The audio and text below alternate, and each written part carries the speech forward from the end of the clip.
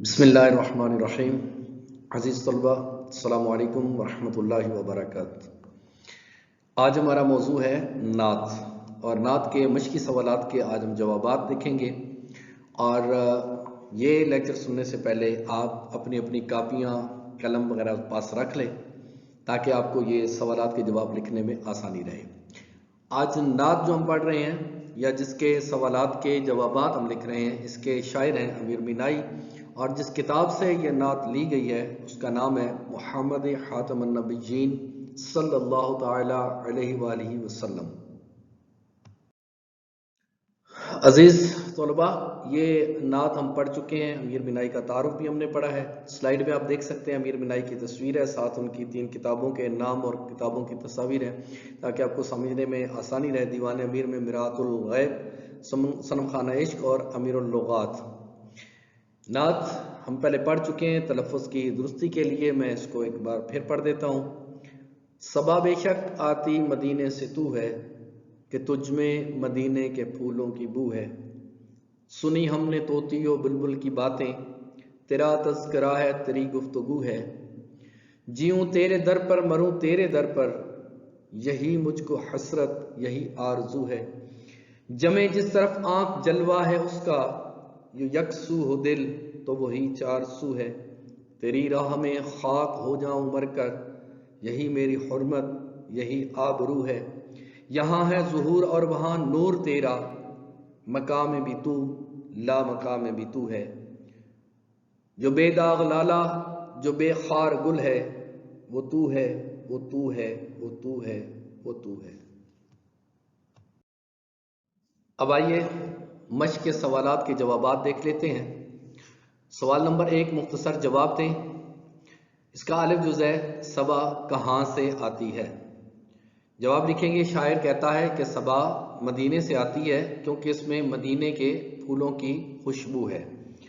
आमतौर पर जब हवा चलती है तो शायर के ख्याल में, क्योंकि शायर मदीने से मोहब्बत करता है, तो उसे जब सबा चलती हुई या सुबह सुबह ठंडी हवा उसे महसूस होती है तो वो ऐसा लगता है कि जैसे इसमें मदीने के फूलों की खुशबू है। इसलिए शायर कहता है कि सबा मदीने से आती है क्योंकि इसमें मदीने के फूलों की बू है। बेजुज़ है फूलों में किसकी खुशबू है। इसका जवाब होगा कि फूलों में मदीने की खुशबू है। जीम जुज़ है शायर के दिल में क्या हसरत और आरजू है। जवाब शायर के दिल में ये हसरत और आरजू है कि वो मदीना में ज़िंदगी गुजारे और वहीं उसे मौत आए। सवाल नंबर 1 का दाल जुज़ देखिए। शायर अपनी हुर्मत और आबरू किस बात में ख्याल करता है।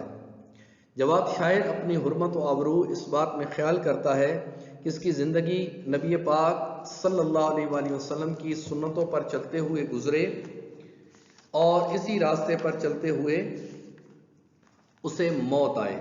याद रखिएगा, हमने जो जीम जुज़ किया है उसमें शायर के दिल में हसरत और आरजू के बारे में बात है। शायर की हसरत और आरजू ये है कि वो आप सल्लल्लाहु अलैहि वसल्लम के मदीना में ज़िंदगी गुजारे, वहीं उसे मौत आए। और दाल जुज़ जो है ये हुर्मत और आबरू के बारे में है। तो ये हुर्मत और आबरू के बारे में जो जवाब है वो ये होगा कि शायर अपनी हुर्मत और आबरू इस बात में ख्याल करता है कि उसकी ज़िंदगी नबी पाक सल्लल्लाहु अलैहि वसल्लम की सुन्नतों पर या आप सल्लल्लाहु अलैहि वसल्लम के उस्वा हसना पर चलते हुए गुजरे और इसी रास्ते पर चलते उसे मौत आए। तो इन दोनों सवालों में जो डिफरेंस है, जो फ़र्क है, उसको अच्छी तरह समझिएगा। ये जो है तोती और बुलबुल किसका जिक्र करते हैं। जवाब तोती और बुलबुल नबी पाक सल्लल्लाहु अलैहि वसल्लम का जिक्र करते हैं या तज़किरा करते हैं। आइए सवाल नंबर 2, इस नात में रदीफ क्या है। सबसे पहले हम रदीफ की छोटी सी तारीफ में साथ लिख देता हूं ताकि आपको रदीफ समझने में भी आसान रहे। अगर आपको तारीफ ज़हन में होगी तो आप जवाब आसानी से लिख सकेंगे। जवाब यह है कि रदीफ अशार के आखिर में दोहराए जाने वाले हू बहू या एक जैसे अल्फाज को रदीफ कहते हैं, और इस नात में रदीफ लफ्ज़ है इस्तेमाल हुआ है। सवाल नंबर 3 है, इस नात के काफिये अपनी कापी में लिखें। जवाब काफिया में इसकी पहली तारीफ लिखी है कि काफिया शेर के आखिर में आने वाले हम आवाज अल्फाज को काफिया कहते हैं। قافیہ شعر کے آخر میں آنے والے ہم آواز الفاظ کو قافیہ کہتے ہیں۔ اس نعت میں جو قافیے استعمال ہوئے ہیں وہ تو، بو، گفتگو، آرزو، چارسو، آبرو اور تو، یہ قافیے استعمال ہوئے ہیں۔ سوال نمبر 4، اس نعت کا مرکزی خیال سنٹرل پوائنٹ یعنی مین بات اس میں کیا کہی گئی ہے؟ جواب ہے، اللہ پاک نے اپنے نام کے ساتھ اپنے نبی صلی اللہ علیہ وآلہ وسلم کے ذکر کو بلند کیا۔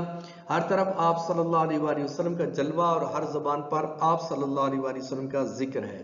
ہر مسلمان کی خواہش ہے کہ وہ نبی پاک صلی اللہ علیہ وآلہ وسلم کے راستے پر چلتے ہوئے زندگی گزارے اور ان کے در پر ہی موت آئے۔ سوال نمبر 5، لالے کے بے داغ اور گل کے بے خار ہونے سے کیا مراد ہے؟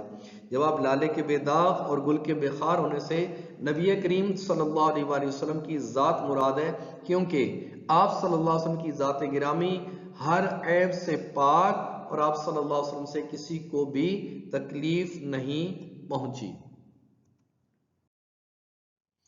سوال نمبر 6، کالم الف کو کالم بے سے ملانا ہے۔ کالم الف میں لکھے گئے الفاظ صبا، طوطی، تذکرہ، جیوں، حسرت، یکسو، حرمت، ظہور، مکان، جبکہ کالم بے میں لامکان، نور، آرزو، چارسو، آبرو، مروں، گفتگو، بلبل اور بو۔ صبا بے شک آتی مدینے سے تو ہے کہ تجھ میں مدینے کے پھولوں کی بو ہے، صبا بو کے ساتھ ملے گا، طوطی و بلبل۔ اس کے بعد تذکرہ، گفتگو، تیرا تذکرہ ہے، تیری گفتگو ہے۔ اس کے بعد جیوں، مروں، حسرت، آرزو، یہی مجھ کو حسرت، یہی آرزو ہے۔ اس کے بعد یکسو، جو یکسو ہو دل تو وہی چارسو ہے۔ حرمت، آبرو، ظہور، ظہور، جہاں پہ یاد رکھے گا زوئے پہ پیش ہے، ظہور، نور اور مکان، لا مکان۔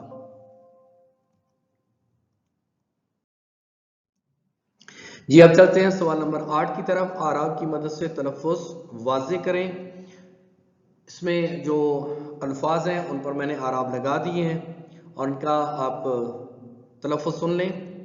طوطی و بلبل، تذکرہ، گفتگو، حرمت، آبرو، ظہور، داغ لالا اور خار گل۔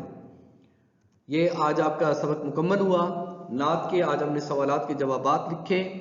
آپ بھی اپنی اپنی کاپیوں میں اچھی طرح ان کو سمجھ کر لکھ لیں، یاد کر لیں تاکہ امتحان کی اچھی طرح تیاری کی جا سکے۔ بہت بہت شکریہ۔ السلام علیکم ورحمۃ اللہ وبرکاتہ۔